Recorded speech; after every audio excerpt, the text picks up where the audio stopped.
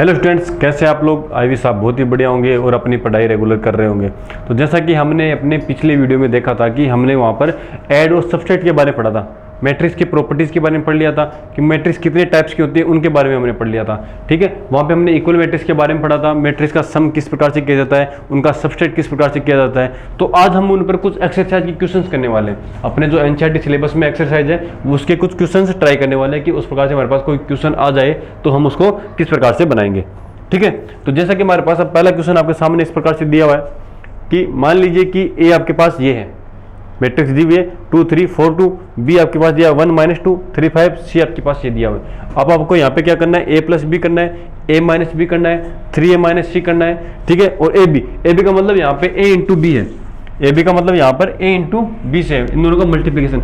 शायद हमने मल्टीप्लिकेशन की बात पिछले वीडियो में नहीं की, तो हम पहले ऐड की और सबसेट की बात कर लेते हैं। हमने वहाँ पर स्केलर देखो, यहाँ पे 3a माइनस सी है, तो 3a माइनस सी मतलब वहाँ पे स्केलर के मल्टीप्लिकेशन के बारे में हमने वहाँ पर बात कर ली थी।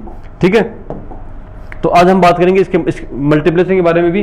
जब ये इस क्वेश्चन पर आएंगे तब उसके मल्टीप्लिकेशन किस प्रकार से किया जाता है उसके बारे में भी हम थोड़ा बात कर लेंगे। ठीक है, तो चलो वीडियो स्टार्ट करते हैं। और अपना जो पहला क्वेश्चन है वो आपके सामने इस प्रकार से।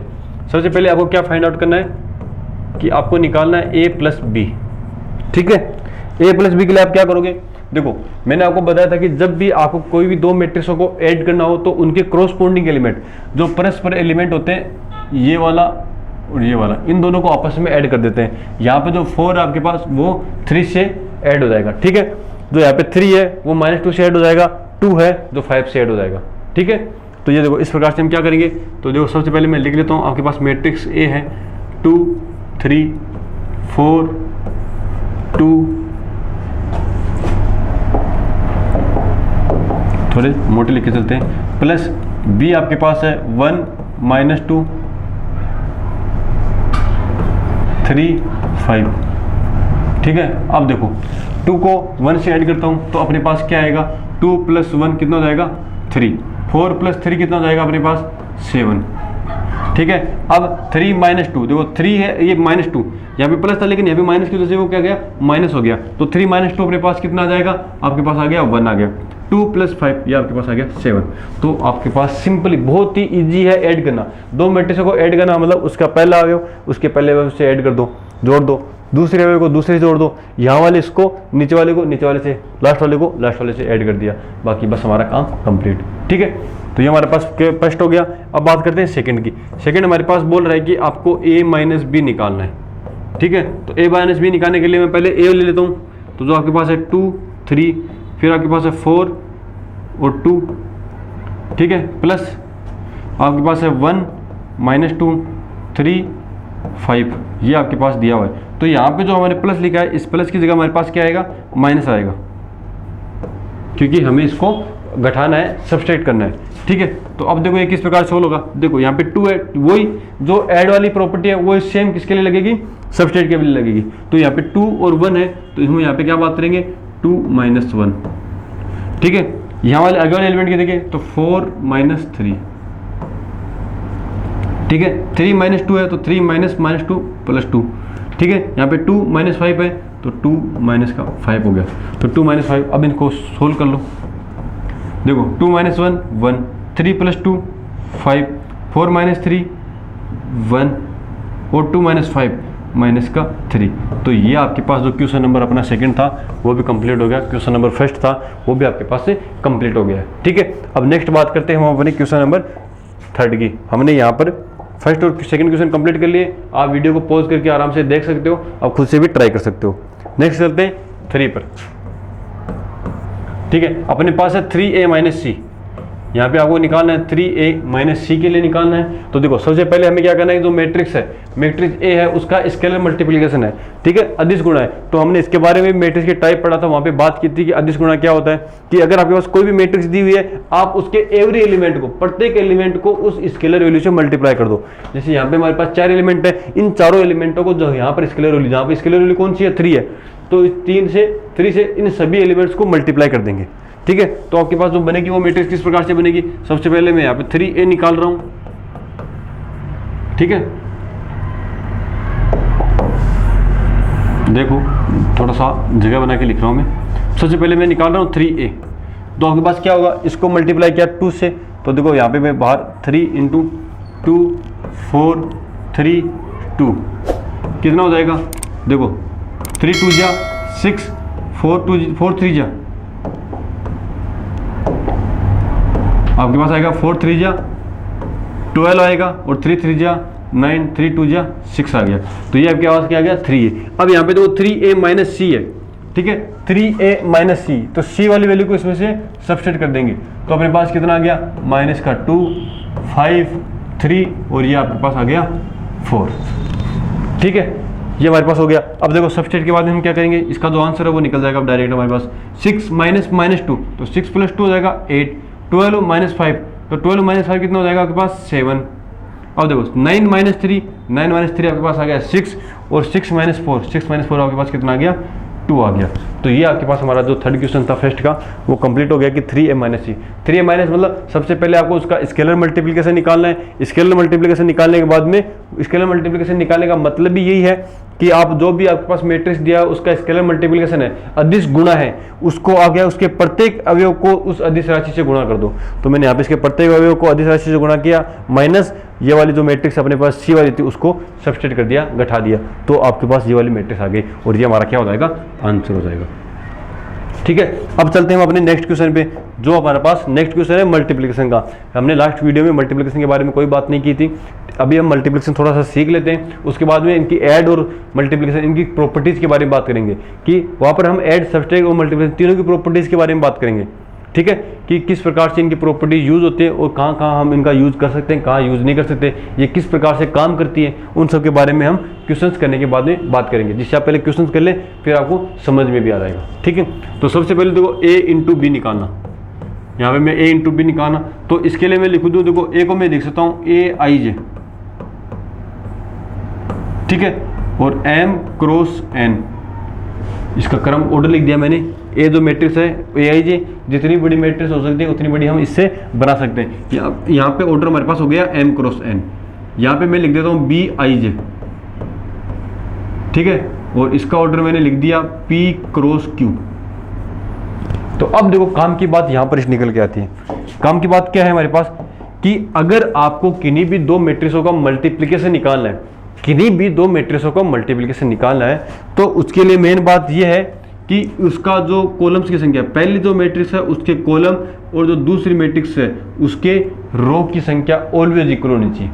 क्या होनी चाहिए, ऑलवेज, मतलब कि जो हमारे पास मैट्रिक्स आएगी, जैसे ये मैट्रिक्स है तो इसमें जो इसका ऑर्डर लिख लेता हूँ मैं पहले, यहाँ पे 2 × 2 है, इसका ऑर्डर भी 2 × 2 है, यहाँ पे तो कोई समस्या आएगी नहीं, 2 × 2 है, मैंने इनका सबका ऑर्डर लिख दिया।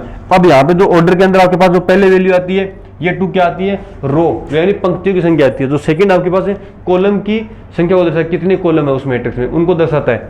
तो यहाँ पे जो इसके पहली मैट्रिक्स मल्टीप्लिकेशन में a × b है, तो a के आपको कॉलम चेक करने, a के क्या चेक करने, कॉलम, और जो b मैट्रिक्स है उसकी पंक्तियाँ। तो यहाँ से एक रिजल्ट मेरे पास निकल के आया कि ये दोनों का मल्टीप्लिकेशन तब ही पॉसिबल है जब n = p हो, exist when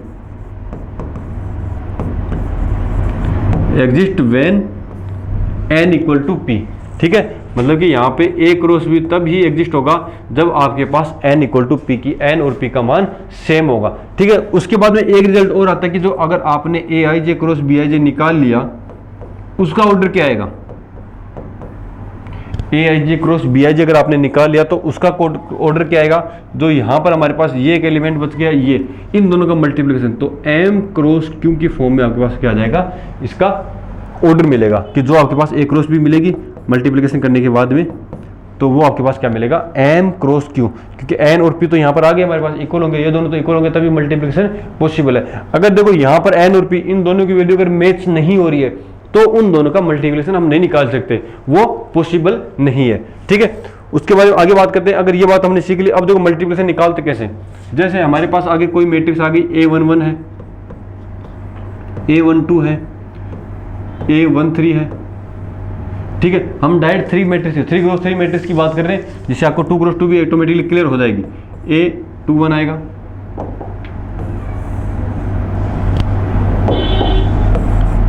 a21, a22, a23, a31, a32, A33 क्या आपके पास है 3 क्रॉस 3 की मैट्रिक्स। ठीक है, आपने सिमिलरली सेकंड मैट्रिक्स ले ली मल्टीप्लिकेशन के लिए,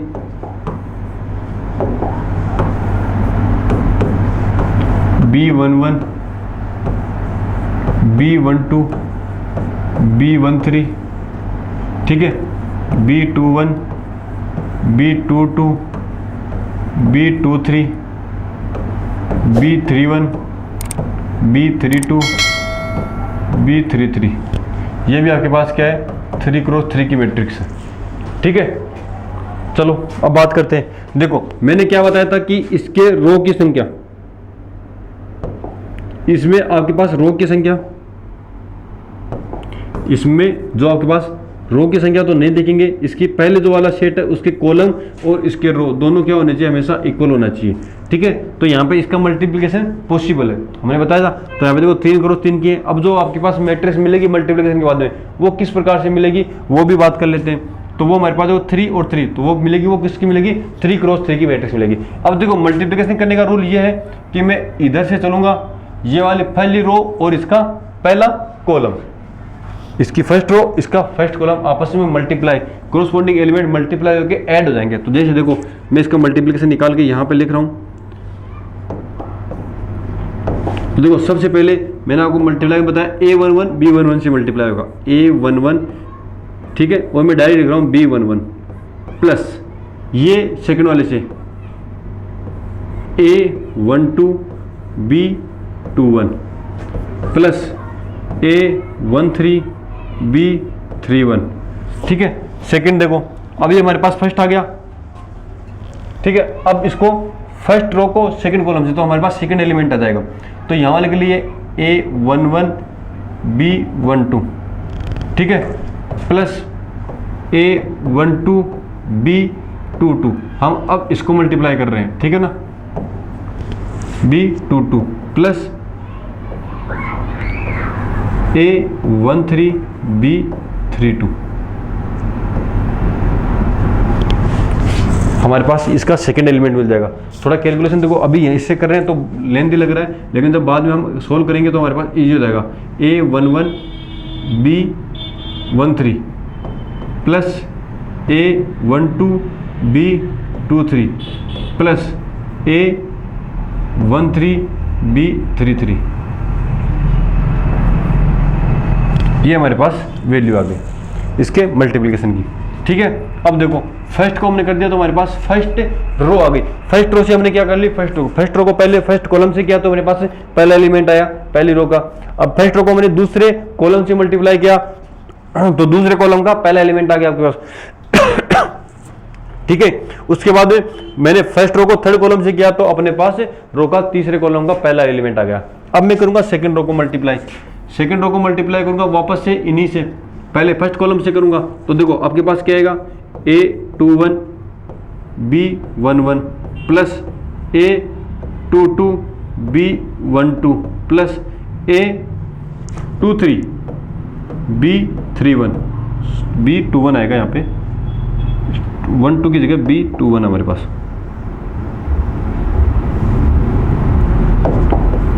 B वो ही बात वापस से लिख दी, B21 प्लस A23। ठीक है, यह क्या आ गया, सेकंड अपने को सेकंड से मल्टीप्लाई करेंगे तो वो आपके पास क्या आएगा, A21 B12 plus A22 B22 plus A23 B32 आ गया आपके पास। फिर next A11 B31 plus A12 B23,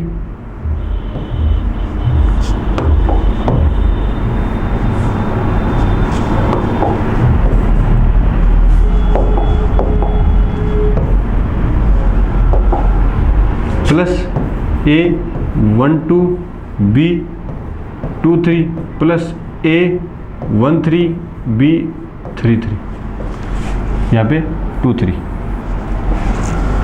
ठीक है, मतलब कि इस वाली सेकंड रो को फर्स्ट कॉलम से, फिर फर्स्ट सेकंड कॉलम से, फिर थर्ड कॉलम से। तो फर्स्ट कॉलम से करोगे तो ये एलिमेंट आएगा, सेकंड कॉलम से करोगे तो ये एलिमेंट आएगा, और थर्ड कॉलम से करोगे तो वो एलिमेंट आ जाएगा। अब अपने पास थर्ड रो बच गई, तो थर्ड रो को मल्टीप्लाई करेंगे फर्स्ट कॉलम से, तो फर्स्ट एलिमेंट आ जाएगा। तो यहाँ से देखो A31 B11 आ गया, प्लस A32 B21 आ गया, प्लस A33 B31 आ गया। फिर यहाँ पे A31 B12 प्लस यहाँ पे A32 B22 आ गया, प्लस A33 और B32 आ गया। फिर यहाँ पर A31 B13 plus A32 B23 plus A33 और B33, ये आपके पास एलिमेंट आ गई। ठीक है, तो इस प्रकार से अगर आपके पास 3 क्रॉस 3 की, तो ये अब आपके पास जो टोटल वैल्यू है ये आपके पास एक पूरा एक एलिमेंट आएगा। इसको मल्टीप्लाई करेंगे, फिर इनको आपस में ऐड कर देंगे, तो आपके पास इससे जो आएगा वो आपके पास क्या आएगा, एक एलिमेंट आएगा। ठीक है, तो अब हम बात करते हैं अपने क्वेश्चन पे। हमने यहाँ पे बात के लिए एक बार दोबारा से थोड़ा सा रिवाइज कर देता हूँ। सबसे पहले मल्टीप्लिकेशन कब पॉसिबल है, जब पहला मैट्रिक्स है उसके कॉलम और दूसरे मैट्रिक्स की पंक्तियों की संख्या समान हो, मतलब n = p हो तो उसका मल्टीप्लिकेशन एग्जिस्ट करेगा, अदरवाइज उसका मल्टीप्लिकेशन एग्जिस्ट नहीं करेगा। ठीक है, और आपके पास जो मैट्रिक्स नई मैट्रिक्स मिलेगी उसका ऑर्डर क्या होगा, यहाँ पे m क्रॉस q की फॉर्म में हो जाएगा। यहाँ पे m आएगा और यहाँ पे q, तो उन दोनों के मल्टीप्लिकेशन उनके क्रॉस के मल्टीप्लाई के इक्वल हो जाएगा। तो इस प्रकार से आपको मैट्रिक्स मिलेगी। ठीक है, फिर हमने बात की कि मल्टीप्लिकेशन होता किस प्रकार से है। तो जो पहली रो है, पहले कॉलम, पहली रो को अगर पहले कॉलम से मल्टीप्लाई करेंगे तो आपके पास पहली रो का पहला एलिमेंट आएगा, पहली रो फर्स्ट कॉलम यहाँ का। ठीक है, फिर पहली रो को दूसरे कॉलम से मल्टीप्लाई करेंगे तो ये दूसरा एलिमेंट आएगा। फिर पहली रो को तीसरे कॉलम से मल्टीप्लाई करेंगे तो आपके पास तीसरा एलिमेंट आएगा। फिर करेंगे सेकंड रो को फर्स्ट कॉलम से, तो आपके पास ये सेकंड रो का पहला एलिमेंट आएगा। फिर सेकंड रो को सेकंड कॉलम से मल्टीप्लाई करेंगे तो सेकंड रो का सेकंड एलिमेंट आएगा। फिर सेकंड रो को थर्ड से करेंगे, इसी प्रकार थर्ड रो को first column, second column, third column से तीनों से आपस में मल्टीप्लाई करके उनको ऐड कर देंगे, तो आपके पास नई जो आपके पास a क्रॉस b है उसका मल्टीप्लिकेशन मिल जाएगा। ठीक है, तो इस प्रकार से हमारे पास ये वैल्यू आ गई। अब देखो हमारे पास जो क्वेश्चन है उस पर चलते हैं। हमारा क्वेश्चन किस प्रकार से है, a इंटू बी निकालना है आपको निकालना क्या है, a इंटू बी निकालना है। तो देखो हम a इंटू बी निकाल रहे हैं, मैं ब्लैक पेन ले लेता हूँ। a इंटू बी हमारे पास फोर्थ क्वेश्चन है। तो देखो a इंटू बी के लिए सबसे पहले हमने यहाँ पे ऑर्डर की बात की, तो देखो इसका ऑर्डर भी मैंने यहाँ पे 2 क्रॉस 2 हमें ऑर्डर दिया हुआ नहीं है, तो हम पता कर सकते हैं कि उसका ऑर्डर कितना है, उसके रो और कॉलम्स की वैल्यूज को ऐड करके। देखो इसमें कितने रो हैं, तो दो हमारे पास रो आ गई, क्रॉस कॉलम 1 और 2 हमारे पास कॉलम है, तो हम इसके ऑर्डर का पता लगा सकते हैं। हमने पिछले वीडियो में बेसिक में बात कर ली थी इसके बारे में, तो यहाँ पे 2 क्रॉस 2 आ गया। अब देखो इसका मल्टीप्लिकेशन के लिए हम क्या देखते हैं कि जो पहली मैट्रिक्स है तो ए है, उसका कॉलम की वैल्यू और इसके रो की वैल्यू दोनों की वैल्यू इक्वल आ रही है, 2 है इधर भी और वहाँ पर भी 2 है, तो इसका मल्टीप्लिकेशन एग्जिस्ट करता है। इसका मल्टीप्लिकेशन एग्जिस्ट करता है तो आप क्या करोगे, इसका मल्टीप्लिकेशन निकाल सकते हो, इसका मल्टीप्लिकेशन निकाल सकते हो। तो देखो किस प्रकार से निकलेगा, मैं यहाँ पे लिख रहा हूँ 2 4 3 2। ठीक है, यहाँ पे क्या आ जाएगा 1 -2 3 5 आ गया। ठीक है, अब देखो मल्टीप्लिकेशन किस टाइप से निकालेंगे हम, ये वाली value first row first column, तो देखो 2 × 1 + 4 × -2, तो हमारे पास ये पहला एलिमेंट आएगा। फर्स्ट रो फर्स्ट कॉलम को मल्टीप्लाई किया, पहला एलिमेंट आया। फर्स्ट रो सेकंड कॉलम को मल्टीप्लाई करेंगे, सेकंड एलिमेंट आएगा, तो हमारे पास 2 × 3 + 4 × 5।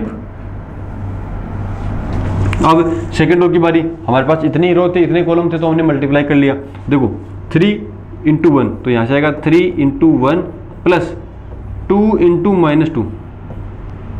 ओके, अब यहाँ से देखो 3 × 3 + 2 × 5। ये देखो मैंने यहाँ पे ब्रैकेट लगाया, कहीं पे मल्टीप्लाई, तो आप ब्रैकेट लगाओ तो मल्टीप्लाई की जरूरी नहीं है, उसका मतलब होता है मल्टीप्लाई। तो मैंने यहाँ पे देखो, आप कंफ्यूज मत होना इस चीज़ के बारे में। तो देखो यहाँ पे अब इसको आगे सोल्व कर लेते हैं। ये हो गया 2 1 जा 2 और 4 माइनस का 8, यहाँ से हमारे पास एलिमेंट कितना आ रहा है, यहाँ से 2 आ गया और यहाँ से 8 आ रहा है, तो मैं अब नई मैट्रिक्स बना रहा हूँ 2 - 8। 2 माइनस 8 कितना हो जाएगा हमारे पास, माइनस का 6 हो जाएगा। ठीक है, 2 माइनस 8 6 हो जाएगा। 2 3 या 6, 6 प्लस 20 कितना हो जाएगा, 26। ठीक है, 3 इंटू 1 3 और माइनस का 4, 3 माइनस का 4 माइनस का 1, 3 में से 4 गया तो माइनस का 1 ही बचेगा। तो 9 प्लस 10 कितना हो जाएगा, 19। तो आपके पास जो मैट्रिक्स आई वो 2 क्रॉस 2 की इस प्रकार से आ गई। अब आप ये चेक करोगे जो मैट्रिक्स मिल रही है वो हमारे उस कॉन्सेप्ट को सेटिस्फाई कर रही है कि नहीं कर रही, जिसके बारे में हमने अभी बात की थी। अभी हमने किसके बारे में बात की है, यहाँ पे देखो हमने इसमें बात की थी कि जो मैट्रिक्स का ऑर्डर मिलेगा वो इसके पहली पंक्ति और इसके कॉलम के इक्वल मिलेगा। तो देखो यहाँ पे हम अगर बात करें तो 2 इंटू 2 हमारे पास ये वैल्यू बच रही है और जो मैट्रिक्स आ रही है वो 2 क्रॉस 2 की आ रही है। ठीक है, इसी प्रकार ये हमारा क्वेश्चन मल्टीप्लिकेशन कंप्लीट हुआ। आप इसे एक बार नोट कर लीजिए वीडियो को पॉज करके, उसके बाद में आसानी से अपने आप से प्रैक्टिस कीजिए। ठीक है, और जब मैं अगला वाला क्वेश्चन कराऊँ तो आप पहले उसको ट्राई कीजिए, उसके बाद में अगले वाले क्वेश्चन को आप बोर्ड पे देखने की कोशिश करना। आप वीडियो को पॉज करके पहले क्वेश्चन प्रैक्टिस कीजिए, उसके बाद अगर नहीं समझ में आ रहा है, कहीं गलत हो रहा है, तब आप ये वीडियो देखें और उसके बाद में अपने क्वेश्चन को करें। ठीक है, तो अब हम निकाल रहे हैं बी ए, हमने ए बी निकाल लिया और बी ए निकालते हैं। ठीक है, अब देखो यहाँ से हम बी के लिए वही कंडीशन में अब डायरेक्ट कर रहा हूँ। आपके पास कितना निकालना है, 1 माइनस 2 3 5 2 3 4 2। ठीक है, तो देखो सबसे पहले पहली रो पहला कॉलम, तो 2 एकम 2 3 3 9, 1 प्लस 2 प्लस 9, 2 को 1 से किया 2, 3 को 3 से किया 9। अब देखो 1 को 4 से किया 4 प्लस 3 को 2 से किया 6। मैं डायरेक्ट मल्टीप्लाई कर रहा हूँ। अब 11th क्लास में हो आप, इतनी 12th क्लास में हो, 11th क्लास पास आउट करके आए हो, तो इतनी कैलकुलेशन तो आपकी होगी ही। ठीक है, अब देखो -2 इंटू 2 माइनस का 4। ठीक है, और -2 इंटू ये 5 इंटू 3 तो अपने पास हो जाएगा 15। मैंने किया -2 को 2 से किया और 5 को 3 से किया तो 15 आ गया। अब करेंगे -2 इंटू 4 माइनस का 8 प्लस 10। ठीक है, ये आपके पास आ गया 11, ये आपके पास आ गया 10, ये आपके पास आ गया 11, ये आपके पास आ गया 2। तो आपके पास 2 क्रॉस 2 की मैट्रिक्स इस प्रकार से मिल गई। ठीक है, मैंने क्या किया, सबसे पहले पहली रो को पहले कॉलम से 2 को 1 से किया 2, 3 को 3 से किया 9 आ गया। ठीक है, फिर वापस से किया पहली रो को दूसरे कॉलम से, तो 4 को 1 से किया 4 आ गया, 3 को 2 से किया 6 आ गया। ठीक है, सिमिलरली -2 को 2 से किया तो अपने पास कितना आ गया, माइनस का 4 आ गया। फिर 5 को 3 से किया 15 आ गया, -2 को 4 से किया -8 आ गया, और 5 को 2 से किया 10 आ गया। ठीक है, अब मैंने इनको सोल्व कर लिया। 9 प्लस 2 11, 6 प्लस 4 10 और 14 माइनस का 4, ये दोनों एक नेगेटिव एक पॉजिटिव तो ऐड हो गए, सबस्ट्रेट हो जाएंगे, है ना। जोड़ने के बजाय इनको क्या करोगे आप, घटाओगे तो 11 आ गया, और 8 और माइनस का 8 है प्लस का 10 तो आपके पास 2 आ गया। तो 2 क्रॉस 2 की मैट्रिक्स आ गई। अब आपने यहाँ पे एक चीज नोटिस की होगी कि हमने पिछले भी स्लाइड में A क्रॉस B निकाला था, उसकी वैल्यू हमारे पास -6 26 -1 19 आई है। ठीक है, अब यहाँ पे AB निकाला और यहाँ पे BA निकाला, तो देखो इसकी वैल्यू अलग आ रही है।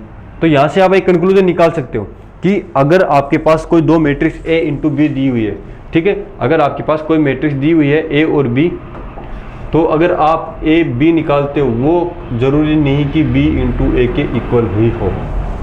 तो यहाँ से हमारे पास एक कॉन्सेप्ट निकल के आ गया, जिसके बारे में हम जब प्रॉपर्टीज़ की बात करेंगे तब इसके बारे में बात करेंगे। तो वहाँ पर मेरे को आपको ज़्यादा ना बताना पड़े, इसलिए मैं उसको यहाँ आपके बारे में उसके बारे में आपको यहाँ पर बता रहा हूँ कि हमने पिछली वीडियो में A B निकाला था तो उसकी वैल्यू कुछ अलग आ रही थी, लेकिन जब हमने BA निकाला तब उसकी वैल्यू कुछ अलग आ रही है। ठीक है, तो यहाँ पे मैं कह सकता हूँ कि AB not equal to BA होता है कि अगर आप दो मैट्रिक्सों का मल्टीप्लिकेशन करो तो अगर आप उनका ऑर्डर चेंज कर दो तो उनका मल्टीप्लिकेशन इक्वल नहीं आता। कभी किसी केस में आ जाए लेकिन अधिकतर केसों में वो इक्वल नहीं आता। ठीक है, तो यहाँ पर आप एक प्रॉपर्टी आएगी हमारे पास मल्टीप्लिकेशन के बारे में, जब हम पढ़ेंगे तो वहाँ पर इसके बारे में हम और अच्छे से बात कर लेंगे। ठीक है, तो एक बार थोड़ा सा हिंट, जिससे कि आपको जब मैं नेक्स्ट में ये बात बताऊँ तो आपको समझ में आ जाए। एग्जाम्पल देने के बजाय मैं बता देता हूँ कि मैंने वहाँ को आपको एग्जाम्पल दिया था, वहाँ पे हमने AB भी निकाला और BA भी निकाला, तो दोनों के लिए हमारे पास क्या AB और BA का मान दोनों के लिए क्या आया था, अलग अलग आया था। ठीक है, तो अब हम चलते हैं अपने नेक्स्ट क्वेश्चन की तरफ। हमारा क्वेश्चन नंबर फर्स्ट हो गया, अब बात करते हैं क्वेश्चन नंबर सेकंड की।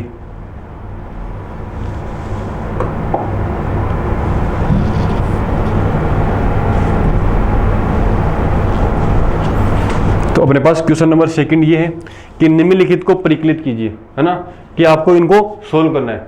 ठीक है, मैं यहाँ पे लिख देता हूँ।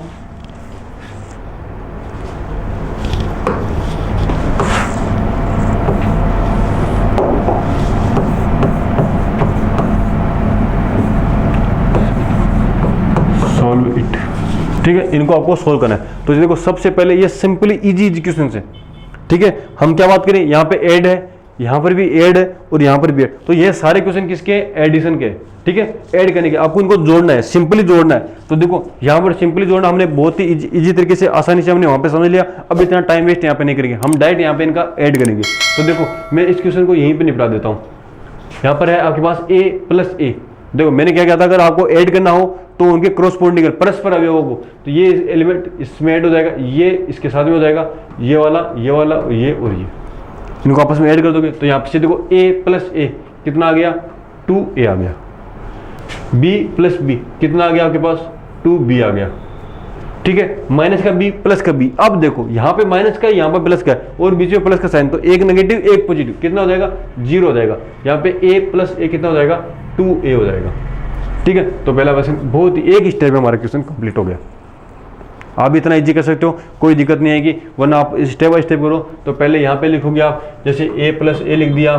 ठीक है, फिर यहाँ पे b प्लस बी लिखोगे, फिर माइनस का b प्लस बी लिखोगे। ठीक है, फिर लिखोगे a प्लस ए। उसके बाद में यहाँ से जाके फिर आप इसी स्टेप पे आओगे, तो वो भी एक तरीका है। तो मैं आपको एक्सप्लेन करूँगी, इजी तरीके से आप इसको सोल्व कर सकते हो। ठीक है, तो इसी के साथ हमारा पहला क्वेश्चन यहीं पे कंप्लीट हो गया। अब बात करते हैं सेकंड क्वेश्चन की। तो देखो सेकंड क्वेश्चन भी हमारे पास इसी प्रकार से बन रहा है कि a square plus B square, इसमें आप क्या करोगे, 2ab ऐड करोगे। तो देखो यहाँ पे a square plus B square, अब मैं देखो उसमें ऐड करने के बजाय अगर मैं यहीं पर ऐड कर देता हूँ उसको, मैं यहाँ पे अगर इसमें लिख दूँ प्लस का 2ab। ठीक है, तो देखो ये क्या बन जाएगा, a square plus B square plus 2ab। अगर इतना देखने में आपको याद हो रहा है कि आपने 9th या 10th क्लास से 8th या 9th क्लास में एक फॉर्मूला पढ़ा था, a प्लस बी का होल स्क्वायर क्या होता है, a square plus B square plus 2ab। तो मैं डायरेक्ट यहाँ पर इसका हल लिख देता हूँ, ये क्या हो जाएगा, a प्लस बी का होल स्क्वायर। ठीक है, आप स्टेप बाय स्टेप कर लेना, लेकिन वही तरीका जो मैंने अभी बताया, आप पहले इसमें ऐड करोगे फिर आपके बाद फॉर्मूला बनाएगा। ठीक है, अब देखो B square plus C square, यहाँ पे कितना है, प्लस का 2bc को मैं डायरेक्ट इसमें ऐड कर रहा हूँ। तो देखो bca, ये वाला वही फॉर्मूला बना है, लेकिन वहाँ पे a प्लस था, यहाँ पे b और c है। तो यहाँ पर अब क्या हो जाएगा, b प्लस सी का होल स्क्वायर। अब देखो नेक्स्ट में a square plus C square minus का 2ac आ रहा है, यहाँ पे क्या आ रहा है, माइनस का 2ac आ रहा है। तो देखो a square plus C square minus का 2ac, तो यहाँ पर जो सूत्र बनेगा, बीच में माइनस आ रहा है मतलब a माइनस सी का बनेगा। तो यहाँ पे क्या हो गया, a माइनस सी का होल स्क्वायर बन गया आपके पास। ठीक है, a माइनस सी का होल स्क्वायर बन गया। अब वापस से लास्ट वाला देखते हैं, a square plus B square minus का 2ab, मैंने उसको डायरेक्ट इसमें यहीं पर ऐड कर दिया। ठीक है, तो ये क्या बन गया, माइनस का 2ab बन गया। माइनस का 2ab मतलब अब ये क्या बन जाएगा आपके पास, a माइनस बी का whole square, a minus B का होल स्क्वायर। तो ये हमारा डायरेक्ट आंसर आ गया, एक स्टेप में हमने इसको कंप्लीट कर लिया। तो आपकी कैलकुलेशन भी इतनी हो जानी चाहिए, क्योंकि अभी थोड़ी देर बाद में हम जैसे अपना ये चैप्टर कंप्लीट होता है, उसके बाद में जेई लेवल तक की क्वेश्चंस की प्रैक्टिस करने वाले हैं। ठीक है, कि जेई में किस प्रकार से आते हैं, उनके कॉन्सेप्ट के बारे में बात करेंगे। तो वहाँ पर भी आपको अगर इनको इतनी जल्दी सोल्व कर लोगे तो वो आपके लिए बहुत ही ईजी हो जाएगा। यहाँ पर हम स्टेप बाय स्टेप चल रहे हैं। ठीक है, अब देखो नेक्स्ट -4, इसका भी मैं देखो यहीं पर सोल्व कर रहा हूँ।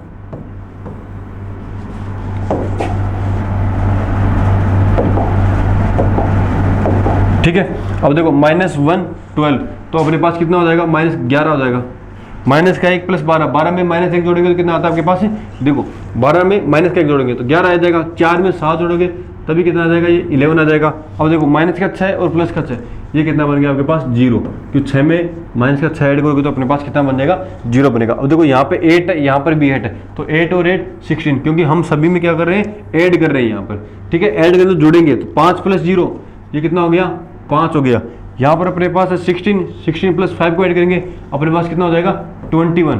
ठीक है, वापस है फर्स्ट एलिमेंट पर 2 प्लस 3 कितना हो जाएगा, 5 हो जाएगा। तो 2 प्लस 3 अपने पास कितना हो गया, 5 हो गया। अब देखो 8 प्लस 2 अपने पास कितना हो गया, 10 आ गया।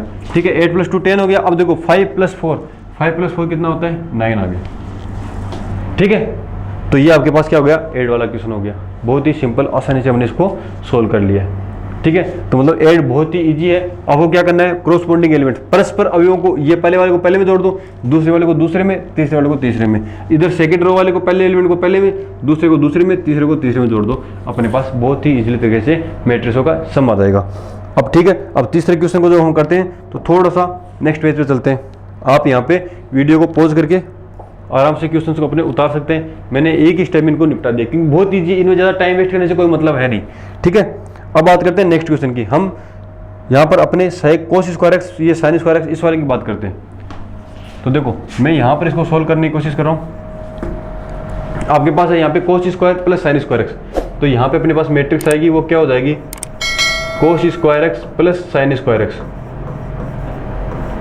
ठीक है, अब देखो sign square X plus cos square x, sign square X plus cos square x, ये मैट्रिक्स बनेगी। Sign square X plus cos square x वापस से,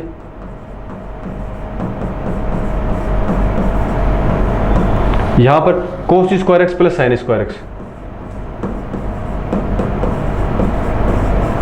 अब आपने ये फॉर्मूला 9th या 10th क्लास से पढ़ते आ रहे हो, जब 10th क्लास में ट्रिग्नोमेट्री आती है तब वहाँ पे पहला फॉर्मूला यही मिलता है आपको, sign square X plus cos square x क्या होता है आप सबको पता है, और आपने 11th में ट्रिग्नोमेट्री बहुत ही अच्छे से पढ़ ली है, तो आपको सबको पता है कि इसका मान वैल्यू 1 होती है, कि sine square X plus cos square X equal to 1, cos square X plus sine square equal to 1, किसी भी आगे पीछे कैसे भी कर दे आपके पास इसकी वैल्यू कितनी आएगी, 1।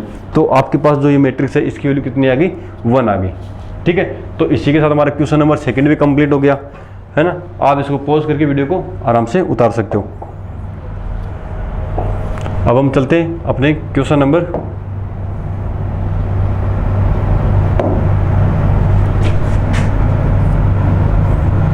और देखो यहाँ पर क्वेश्चंस को अलग अलग कर रखा है, मैंने वहीं पर आपको एक्सप्लेन कर दिया। अब क्वेश्चन नंबर 3 की बात करते हैं। आपके पास क्या है, निर्देशित गुणनफलन प्रदर्शित कीजिए, निर्देशित गुणनफलन परिकलित कीजिए, कि मतलब आपको ये वीडियो को इससे जो वीडियो में आपको दिया हुआ है उसको आपको मल्टीप्लिकेशन निकालना है। ठीक है, यहाँ पर किसकी बात कर रहा है, ये मल्टीप्लाई की बात कर रहा है। ठीक है, मतलब यहाँ पे आपको इसका क्रॉस निकालना है, गुणा निकालना है। तो गुणा किस प्रकार से निकालते हैं उसके बारे में हम बात करते हैं। देखो मैंने गुणा के लिए बताया था, सबसे पहले आप इनका ऑर्डर चेक करोगे, ये 2 क्रॉस 2 का है और ये भी 2 क्रॉस 2 का है, तो इसके सेकंड वाला और इसके फर्स्ट वाला दोनों हमेशा क्या होने चाहिए, इक्वल होने चाहिए। इसका सेकंड वाला और इसका फर्स्ट वाला हमेशा इक्वल होने चाहिए, दोनों इक्वल है तो हमारे पास कोई दिक्कत नहीं, हम मल्टीप्लिकेशन निकाल सकते हैं। मल्टीप्लिकेशन के लिए पहली रो पहला कॉलम, तो देखो a into A plus B into B. ठीक है, अब देखो वापस से पहली row second column, first row second column, तो a minus B plus B into A. अब देखो वापस से minus B into A plus B into A कर दो, या ए इंटू बी हो जाएगा। ठीक है, मल्टीप्लिकेशन ए इंटू बी करो या बी इंटू ए। यहाँ पे हम एलिमेंट को करें, मैट्रिक्सों को मल्टीप्लाई नहीं कर रहे। अभी मैट्रिक्स के बारे में मैंने बताया था कि ए बी और बी ये दोनों इक्वल नहीं होती हैं, दोनों का मान अलग अलग आता है। हमेशा नहीं, कभी कभार हमारे पास इक्वल भी आ सकता है, लेकिन लगभग टाइम्स हमारे पास क्या आएगा, उनका मान अलग ही आएगा। नेक्स्ट ये और सेकंड, तो देखो माइनस बी और माइनस बी, आपके पास क्या हो जाएगा, बी स्क्वायर प्लस ए इंटू ए, ए इंटू ए। तो अब देखो इसको ए स्क्वायर प्लस बी स्क्वायर हो जाएगा, ये ए स्क्वायर प्लस बी स्क्वायर हो जाएगा। ठीक है, ये हो जाएगा माइनस का ए बी प्लस का ए बी, तो यहाँ पर ये वैल्यू आ जाएगी 0।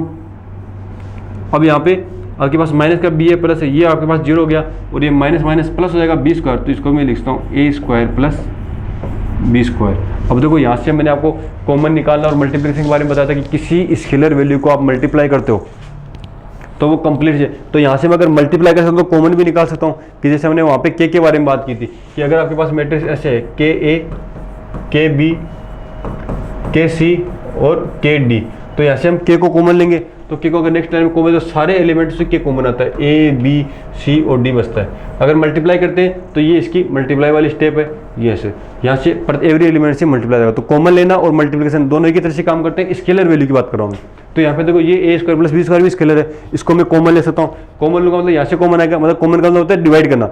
इसको मैं ए स्क्वायर प्लस बी स्क्वायर से डिवाइड करूँगा, आपके पास क्या आ जाएगी, मैं ए स्क्वायर प्लस बी स्क्वायर को बाहर कॉमन ले रहा हूँ, तो आपके पास क्या आ जाएगा, यहाँ पे बचेगा 1, डिवाइड करोगे इसको डिवाइड करोगे यहाँ पर 0 ही आएगा। ठीक है, यहाँ पर 0 और यहाँ पर 1 आ गया। ठीक है। तो देखो ये आपके पास हो गया ए स्क्वायर प्लस बी स्क्वायर, और आपने जब मैंने मैट्रिक्स के टाइप्स के बारे में बताया था आपको, मैट्रिक्स के टाइप्स के बारे में बताया, तो इस मैट्रिक्स को हमने क्या नाम दिया था, आइडेंटिटी मैट्रिक्स। तो ये हो जाएगा A square plus B square